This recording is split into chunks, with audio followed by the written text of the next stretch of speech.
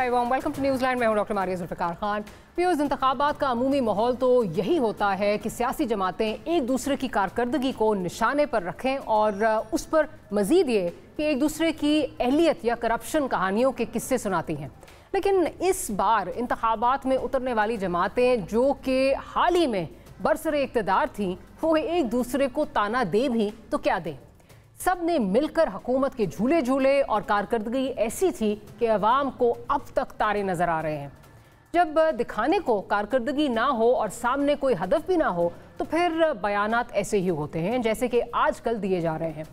Pakistan peoples party के chairman एक तरफ गिला कर रहे हैं कि प्लेइंग फील्ड लेवल नहीं है, IJI बन रही है, सिलेक्टेड राज हमें कबूल नहीं है, जबकि पीपल्स पार्टी के को चेयरमैन जरदारी साहब कह रहे हैं कि मुझे इलेक्शन कमीशन पर मुकम्मल एतमाद है कि वो शफाफ इंतखाबात करवाएगा और ये भी कि पीपल्स पार्टी वो वाहिद जमात है जो हर तरह के माहौल में इंतखाबात लड़ने की सलाहियत रखती है। आखिर पीपल्स पार्टी ऐसे मिक्स मैसेजेस क्यों दे रही है और किसको दे रही है?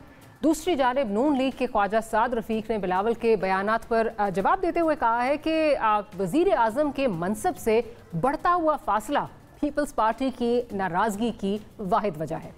बिलावल दिल छोटा ना करें, हिम्मत करें और सिंध हुकूमत की कारकर्दगी और इंतखाबी मंशूर पर इंतखाबात लड़ें। हालांकि नून लीग की अपनी कारकर्दगी और बयानिए का ये आलम है कि 16 माह की हुकूमत में लिए गए फैसलों पर सफाइयाँ और 2013 से 18 की हुकूमती कारकर्दगी की दुहाइयाँ दे रहे हैं कि अवाम उन पर भरोसा रखें।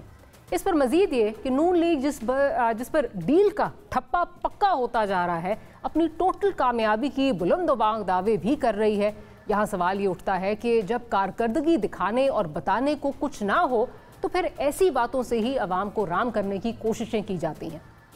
जो भी हो, पीपल्स पार्टी और PMLN की इंतखाबी तैयारियों से एक बात तो साफ है कि दोनों को PTI से कोई ख़तरा नज़र नहीं आ रहा, क्योंकि उस जमात के चेयरमैन साइफर नहीं तो नैब या फिर किसी ना किसी केस में अंदर ही रहेंगे और इंतखाबी मैदान में उनका और उनकी जमात का उतरना मुश्किल होगा।